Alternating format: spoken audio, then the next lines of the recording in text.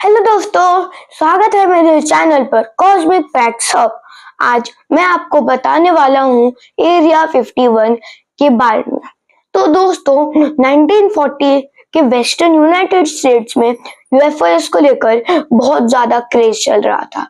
Peoples बोलते थे कि उन्होंने 9 चमकीले उड़ते हुए यूएफओस देखे थे। ये सबसे पहले नोटिस किया था एक अमेरिकन पायलट ने। उन्होंने बोला था दे वर unknown disc whizzing at 2000 kpm।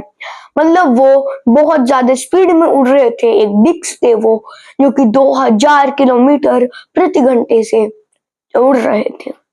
उसके बाद न्यू मैक्सिको के कैपिटल से एक फार्मर को याद आता है कि उसने 3 वीक्स पहले अपने खेत में एक कुछ तो गार्बेज पड़ा हुआ देखा था।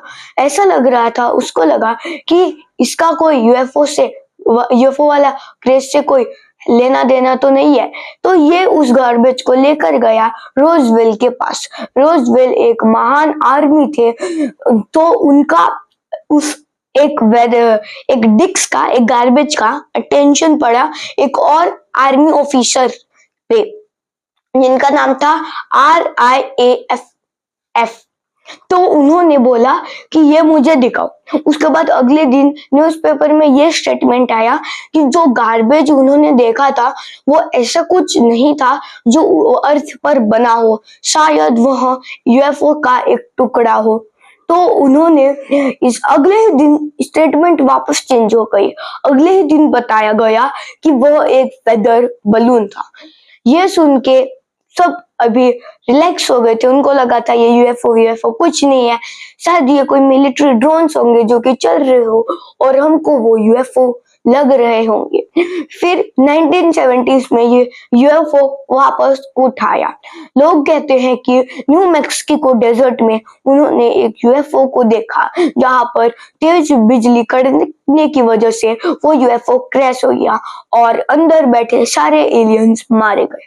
पर यह बताया जाता है कि अभी तक एक जिंदा एलियन वहां पर डिस्कवर किया गया था, जो कि साइंटिस्ट और मिलिट्री ने उसे एक टॉप सीक्रेट फैसिलिटी पर रखा हुआ है, जिसका नाम है एरिया 51।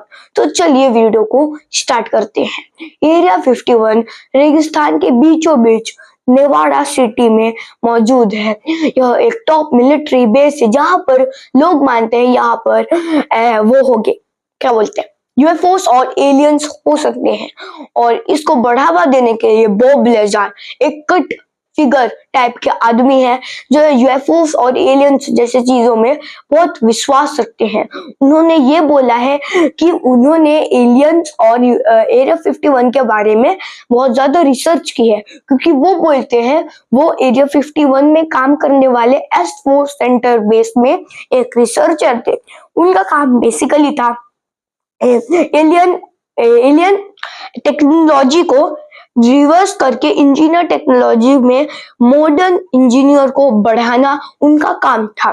और यह एक ब्रॉडकास्टर को उन्होंने बताया था। और उन्होंने ये भी बताया था कि जो यूएफओ चार्ज होता है एलिमेंट 115 से, जो कि अपना खुद का एंटी ग्रेविटेशनल फोर्स क्रिएट करता है, जिससे यूएफओ उड़ने लगता है।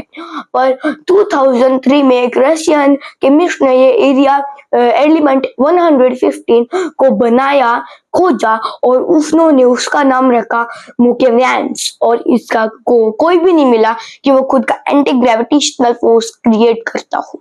अभी ये सुनकर, जो बॉब लेजार की बातें थे, ये सुनकर एक कॉलेज स्टूडेंट मैथ्स रोटी बहुत इंस्पायर्ड फील करने लगा।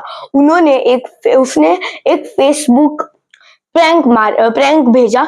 उन्होंने ये कहा कि हम रात के 3 बजे, अगस्त के खत्म होते होते 2 सितंबर 3 बजे रात को हम एरिया 51 में घुसेंगे और हम एरिया 51 टॉप मिलिट्री बेस में घुसेंगे और जानेंगे कि वहां पर क्या है। ये एक जो फेसबुक इवेंट था वो एक प्रैंक था, मजाक में बनाया गया था। यहाँ पर कुछ अजीबो गरीबो चीज भी लिखी थी, जैसे कि अगर मिलिट्री आप पे गोलियां चलाती है तो हम नारुतो जैसे रन करेंगे। कुछ हैंड्स बैक करके और फिर वैसे रन करेंगे।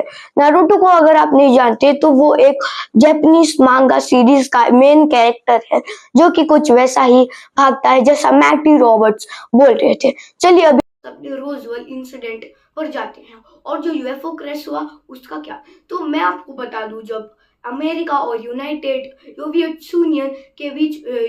यूनियन के बीच में जब कोल्ड वॉर चल रहा था तो यूएसए ने सोवियत यूनियन के जो न्यूक्लियर वेपन्स थे उनको स्पाई करने के लिए उसने बहुत सारे यूनाइटेड स्टेट्स ने उनके प्रेसिडेंट आइजहावर ने बहुत सारे स्पाइंग प्लेन्स बनाए जिनमें से दो बहुत एक्स्ट्रा ऑर्डिनरी थे, U-2 स्पाई प्लेन और S-71 ब्लैकबर्ड।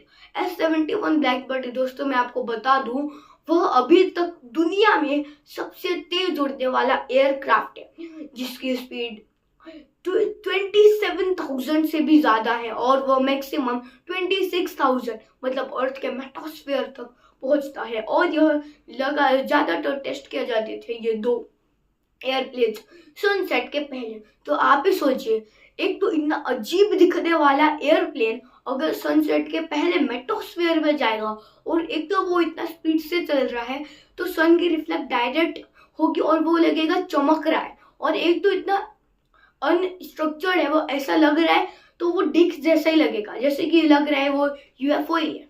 तो इसीलिए ऐसे ही मिलिट्री ड्रोन्स, मिलिट्री वो अनस्ट्रक्चर्ड फैसिलिटीज भेजे जाते हैं जिसको लोग गलती से मान बैठते हैं कि वो यूएफओ है। अभी बात करते हैं जो वो 2 मिलियन लोग जिसमें, और क्या आपको मालूम है जो फेसबुक इवेंट प्रैंक पे बनाया गया था उसमें ना 2 मिलियन अगस्त के एंड तक 2 मिलियन लोग ने अपनी अटेंडेंस कंफर्म की थी। जब मैटी रॉबर्ट्स ने ये देखा कि उसका एक फेसबुक इवेंट इतना पॉपुलर हो गया तो वो डर गया। उसने एक एफआईआर को एक फाइल दी कि हेलो गवर्नमेंट, यूएस गवर्नमेंट, मेरा कोई मकसद नहीं था कि हम एरिया 51 में जाए, बस ये एक फेसबुक इवेंट था, प्रैंक था। फिर भी अगर कोई स्टॉर्म एरिया 51 में जाना चाहता है तो मैं उसके लिए रिस्पॉन्सिबल नहीं हूँ। अब जो इन्होंने 2 मिलियन लोग अटेंडेंस अपना दे रहे थे उनको आने इतना कॉन्फिडेंट नहीं थे वो, क्योंकि यूएस को लगा 2 मिलियन लोग बोल रहे हैं हम आएंगे पर शायद 60,000 भी नहीं आएंगे। पर जब वो दिन आया तो सिर्फ और सिर्फ 3,000 लोग आए थे, और जो प्रेसिडेंट थे उन्होंने सोचा था पता नहीं कितने हजारों लोग आएंगे, इसीलिए जो पुलिस की संख्या थी वो 6,000 थी और जो लोग की संख्या थी वो 3,000 थी। अभी बात करते हैं रोजवेल इंसिडेंट के बारे में। तो जब कोल्ड वॉर चल रहा था तो सबसे पहले तो यूएस के प्रेसिडेंट आइजनहोवर ने कुछ मिलियंस ऑफ पैसे देकर U-2 बनाया जो इतना स्पीड में उड़ रहा था कि उसको शूट डाउन करना इम्पॉसिबल था। पर 1 मई 1960 को सोवियत यूनियन के एक बहुत खतरनाक न्यूक्लियर ने U-2 को शूट डाउन कर दिया और ये यूएसओ को एडमिट करना पड़ा कि हाँ वह स्पाइंग कर रहे थे। उसके बाद पर प्रेशर बनाया गया प्रेसिडेंट आइजनहोवर से, उन्होंने मिलिट्री को बोला कि तुम अब ऐसा एयरप्लेन बनाओ जिसे शूट डाउन ही ना करा जाए। इसी से बनता है S-271 ब्लैकबर्ड। पूरे 20 मिलियन का बजट देकर वो बनता, और इसके चांसेस नहीं थे कि यह कभी भी शूट डाउन हो सके, और ये कभी भी शूट डाउन हुआ भी नहीं। एंड कोल्ड वॉर जीता गया यूनाइटेड स्टेट्स ऑफ अमेरिका ने, सिर्फ इस स्प्लाइंग पेन की वजह से। जो वो वेदर बलून का था ना, वो वेदर बलून था ही नहीं। 1964 में वापस जब कोल्ड वॉर चल रहा था वापस प्रेसिडेंट ने ये बोला कि वो वेदर बलून भी नहीं था, यूएफओ का टुकड़ा भी नहीं था, पर वो एक साउंड डिटेक्टर था कि जब सोवियत यूनियन अपने न्यूक्लियर वेपन्स फोड़ेगा तो उसकी साउंड दूर से डिटेक्ट उससे किया जाए। अब लोगों बोल रहे हैं कि पहले बोलते हैं यूएफओ का टुकड़ा है, पहले बोलते हैं वेदर है, अभी बोल रहे हैं कि ये तो साउंड डिटेक्टर है। तो लोगों का विश्वास वहां से हट गया, लोग अभी कॉन्स्पिरेसी थ्योरी को बढ़ावा देने लगे।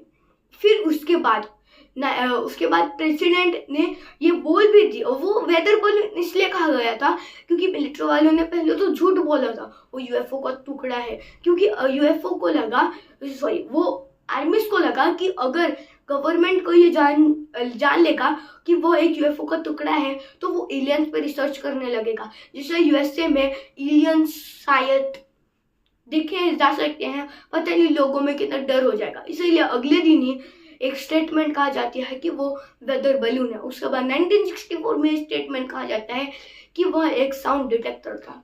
तो लोग बोलते हैं ये क्या गवर्नमेंट अलग अलग बोल रही है, हम तो इस पर नहीं विश्वास करने वाले हैं। अभी अगर आपको ये मेरी वीडियो पसंद आई एरिया 51 की, तो लाइक करें, चैनल को सब्सक्राइब करें। अगर आपको मेरा वीडियो पसंद आया तो लाइक करें, चैनल को सब्सक्राइब करें और